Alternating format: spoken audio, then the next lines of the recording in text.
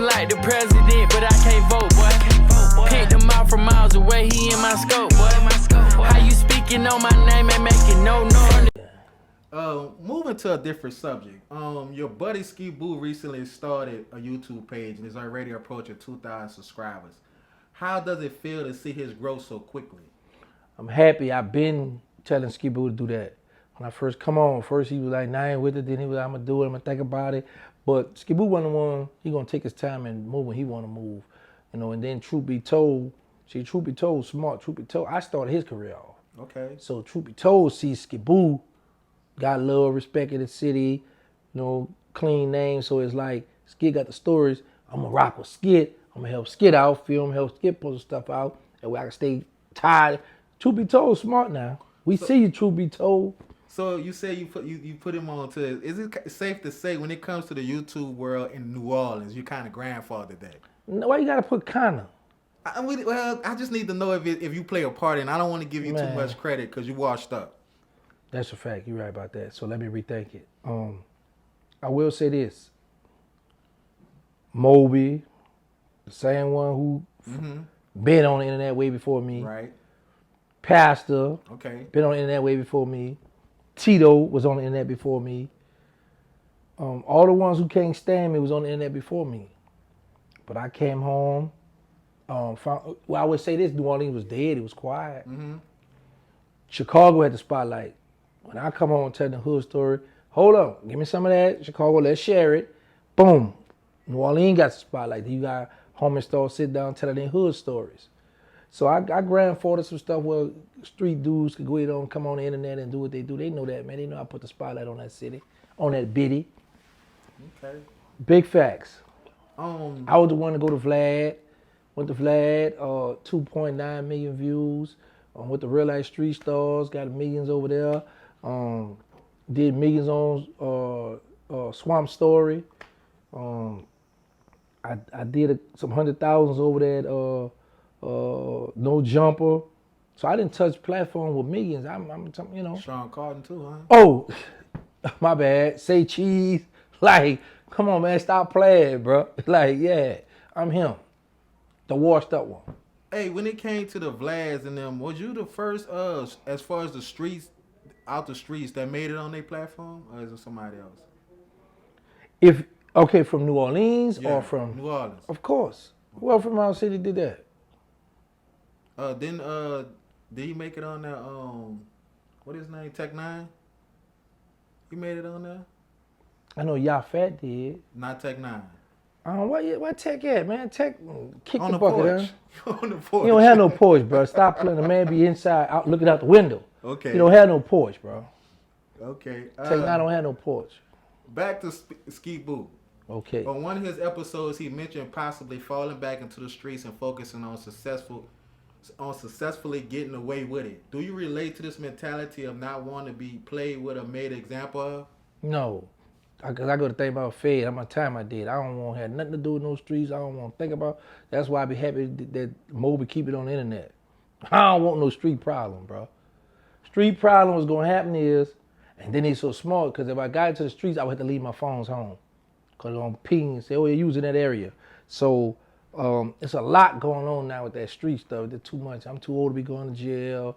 Washed up, I can't go to jail. So I'd rather just stay here in the studio, you know what I'm saying? Come home, got a studio somewhere to record, and just live life, bro. I'm traveling, having fun. He also shared a moment where you took his mama on a trip to New York. Can you share some highlights of how it felt to take someone out their environment and show them the world? Oh, man. Say, bro, Paul was a sweetheart, bro. Real down to earth. That was like my mother, that's a family, and I was in a project about to go, and I was like, Paula, you want to go? Yeah, and she just, come on, me, it was Paula. I brought this chick named Renetta. She a little red, thick chick, Renetta, and my partner, Blue. Well, actually, Blue, the one came with me because he had been in New York before, so I wanted to go up there to see about that heroin. So, we went up there. They went to go enjoy, Lennox, 125th. Bro, we walk. I be telling people this. They be like, "What?" We walk from the bus that was on 43rd. We had a little hotel a few blocks down to the right, and then we walked from Lennox 109 all the way down to 125th, all the way down to 125th on Lennox Avenue. When we hit there, we walked in front of Apollo and all that old stuff. Then I walked down the block, I was going toward that project. I saw them. I said, all right, that's enough. Let me turn around now. He also mentioned a time when he said he asked you a question about, I think to stone or something. Oh yeah. And he said it was he saw the change in you. Do you recall that event and what would make him feel like that? Yeah, we was at the hotel. Oh, that's to say that I interviewed Chopper from Making of the Band. So me and Skit, we talk, like, we come up together, we talk. So yeah, and a lot of people, I guess, because when you look at the statistics on guys coming from the street, going to jail, everybody go to jail to be holier than thou. Either you're gonna pick up a Bible or Quran. And you be in there, brother, don't do this, brother, don't do, brother, eat the live, and brother, don't eat that swine, and brother, come on to prayer. But when they get home, they put that kufi down or they put that Bible down. And they back to their old ways. So for me, 3 years and 8 months home, they like, man, we just waiting for a gangster to. But bruh, them people that hide you in prison, boy, them people done broke. It's over with. So for Skid, he looking at somebody that he ran with, somebody he used to hang out with. We used to hang out with one another, in a project together, riding, doing whatever. It's like, how people look at you like you the people like, B, what's up? Like, what, nah, man, bro. So it shocked him. I guess he was looking for that arrogant gangster to be like, man, come on, man, I'm gig. I do it, Stone. It wasn't, like I said, I don't regret nothing I've done in life, but sometimes I go to thinking, man, I've done that goofy stuff. Some of that stuff now I'm bad, but I just move forward. I left that life behind. So my life open book, and he can ask me anything. It was also a question that was asked to him about you felt like he looked at you kind of differently, like he didn't rock with you the same. Do you recall talking about that on No Rap Cap podcast? Yeah. See, you got to know Ski Buu. And I always tell you, everybody wear a mask. Everybody. Ski Buu called me, he say, man, gang, so what he say, I'm sentimental, or what he say, I'm something, right? But my thing is this. We from the Magnolia Project. We hung together. I was be in his mother's house. You come to my mother's house. You got a gun on? You got the gun? Yeah, I got the chopper. We had all the guns up there in one house. You know what I'm saying? So we family. Skid always been a quiet, sneaky, but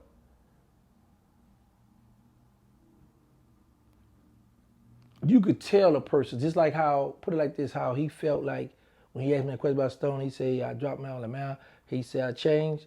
So that's how I feel with him. One thing I always noticed about you, it's always something that somebody does that kind of get you to rock with them.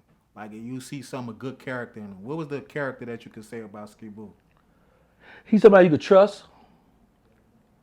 I've never heard Ski Buu do no he say, she say, or go like, say for instance, if I say, man, Sterling ticked me off, man, Sterling did, he not gonna go run and tell Sterling, man, gang just say you did this, boy, or he not gonna come around and tell me, man, Sterling say this, or Dooney say this, cause Skid ran with all of us. So I've never heard his name in no he say, she say, never. Never heard his name in that, bro, and I really love that about him, cause he got good characteristics, bro. I just never heard his name, or nobody never come back and told me Ski Buu said this or said this about whatever he gonna say it out, and that's what it is. He gonna stand on it. With him having his own channel, if it was a call from Ski Buu asking you to come do an interview, what would be the answer? No. Why is that? You gonna pay me? Yo, nah, I'm just playing. Yeah, of course. I'm always be there for Skip. I told you, Ski Buu was one of the only guys to give me some money when I first got out the feds. He just came over, he heard I'm home. I had been telling I was coming home for so long. He just popped up. Here you go. Just gave the money. He ain't say nothing else. So, you know, and I wasn't even expecting, you know, him to just throw me that. Did you feel safe? He was $20 short on a stack. But go ahead. He was what? He was $20 was missing out of a stack. But did you feel safe upon seeing him? Did you feel like it would be a move or anything when you see him? Nah, bro, that's fam. Listen, let me tell you something.